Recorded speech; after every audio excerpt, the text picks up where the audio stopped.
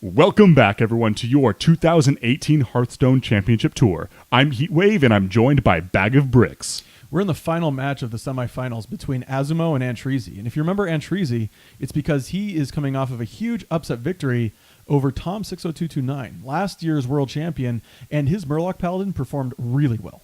However, he has another uphill battle against Azumo's Zulok, which is another unfavorable matchup, but he's been making it work all tournament long. So let's see how he does with the Mulligans. Now, in an aggro matchup, typically you want to get on and keep the board. And looking at Antreezy's hand, he has 2 Murlocs, a weapon, and Call to Arms. That's a really good hand. He did send back the Chum, which is very interesting, but he gets 2 Call to Arms in the opening mulligan, which is a very powerful coin on 3 into 4.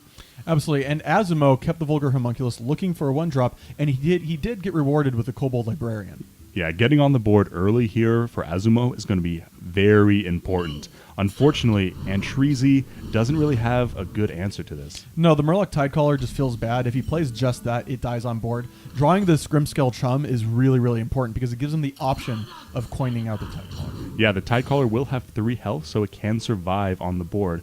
But he doesn't have a follow-up play, so he decides not to coin it out right now. I can assume Azumo is going to be playing the Homunculus. He doesn't really have too many other options. And because of the passive play with Antreezy, he can just clear this board, and now the Paladin still doesn't have anything. Yeah, this board is very awkward for Antreezy to deal with. The Murloc Tidecaller can come down and survive the Homunculus, but we do see the Demon Fire in hand that would punish that play. And Antreezy makes a heads-up play.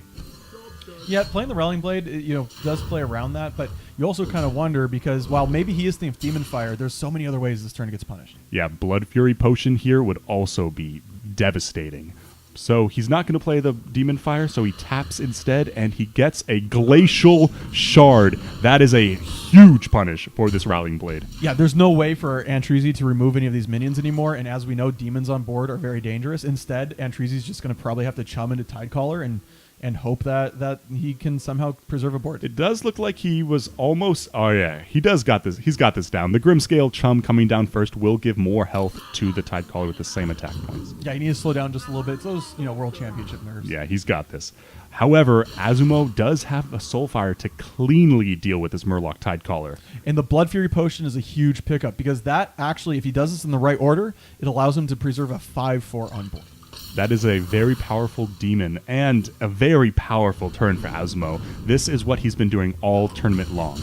Yeah, and again, he just keeps clearing off anything that Antreezy wants to play, and Antreezy can't get back on board, but Antreezy has a Call to Arms. Yeah, if you do a strong play like that, like Azumo just did, the Call to Arms is exactly what you want when you're Antreezy to answer. I almost wonder if Antreezy trades here because by doing this play, it actually forces Azumo to potentially lose his demon. Now, we understand that Azumo has options, but Antreezy doesn't. I think given the circumstances, that was good on his part. Yeah, this Argent Protector with the Divine Shield is something that he's easily looking to get a trade. But Azumo's Spellbreaker is normally just used to get value out of control matchups. This is actually getting value here in the aggro matchup, which is really good value for him. Yeah, and again, removing more Murlocs just really forces Antreezy to not have very many high-value plays. Like Megasaur would have been so much better, and instead he's just going to Call to Arms and hopefully get a more valuable Megasaur later. Yeah, 2 Call to Arms right in a row is going to be difficult for Azumo to deal with.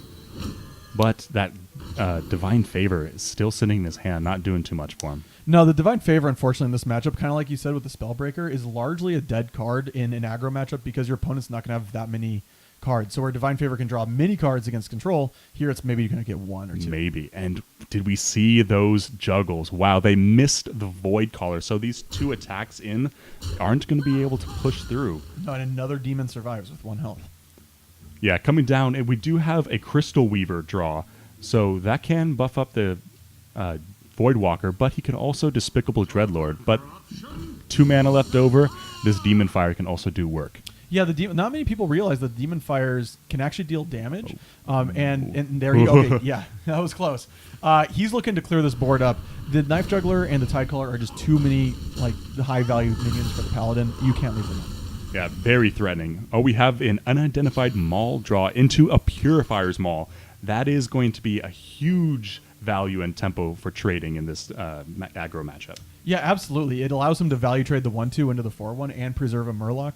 If he does that, I would be interested in him to continue developing his minions, so I would expect the Hydrologist to be played prior to it.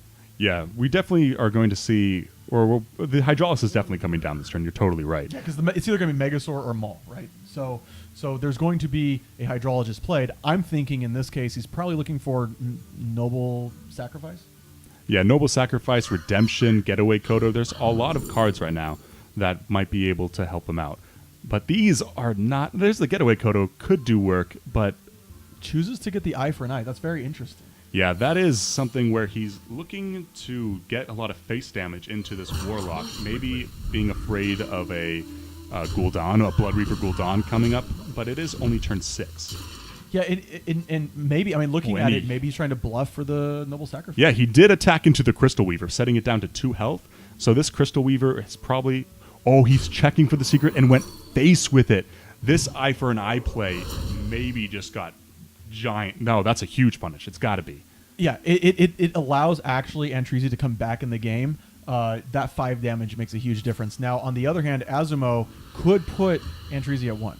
Yeah, but he's not choosing to do that. Instead, he's got the Despicable Dreadlord to take out this Divine Shield and develop another threat. I almost wonder if he wanted to play the Blood Fury Potion. Oh, War Leader is going to open up a lot of possibilities. Megasaur, he has to be looking for time. Oh yeah, the massive adaptation would be huge, so he can go trading. Or with the 3 attack on the Vilefin Inquisitor and the 4 attack on the Hydrologist. He should be able to clear this board as well and preserve the face damage that he needs to do. That might even be lethal if we went for Lightning Speed or the Wind Fury adaptation. Yeah, I think so. I think it is. So these are basically everything but the taunt and Wind Fury that he might have been looking for. This is not looking good for Antreezy. Unfortunately, it was a low roll. I would still be considering the 3 attack. You can at least set up lethal possibilities, and for sure you can clear this board without taking more damage.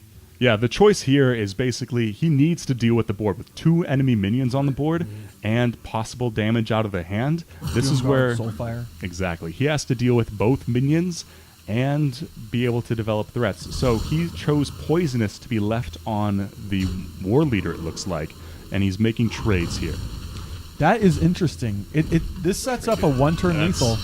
The problem is we know that Doomguard is in Azumo's hand. Yeah, and that's the game. Instead, this did set up lethal, but he did take the risk, and he did what he needed to do to try to win the game next turn, but unfortunately, Azumo did have the card to do it. It was just a little bit too late.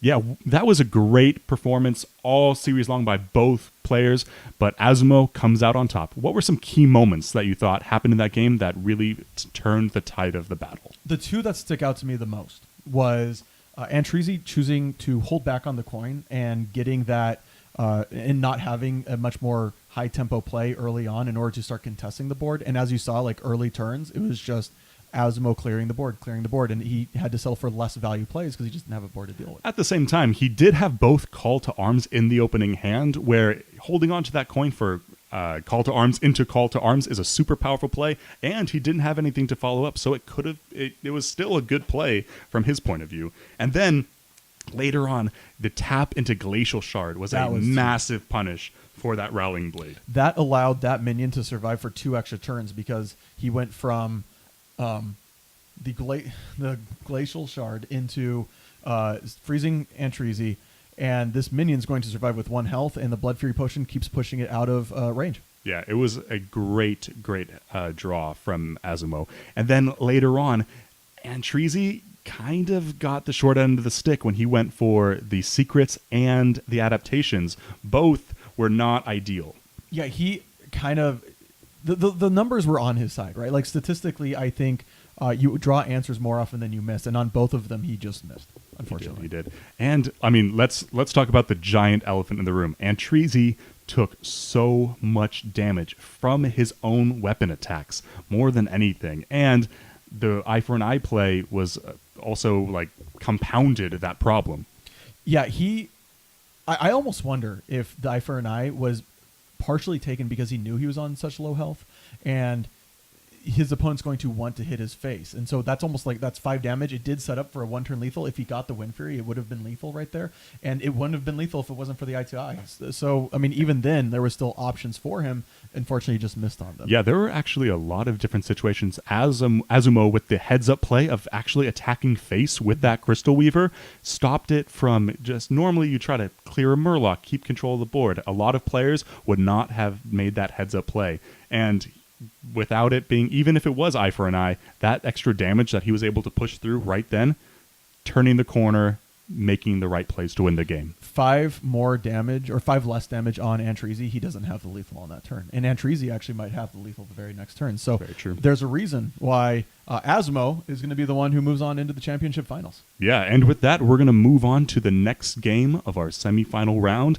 Everyone, I hope you guys had a wonderful time watching this series between Azumo and Antreezy. See you guys in a little bit.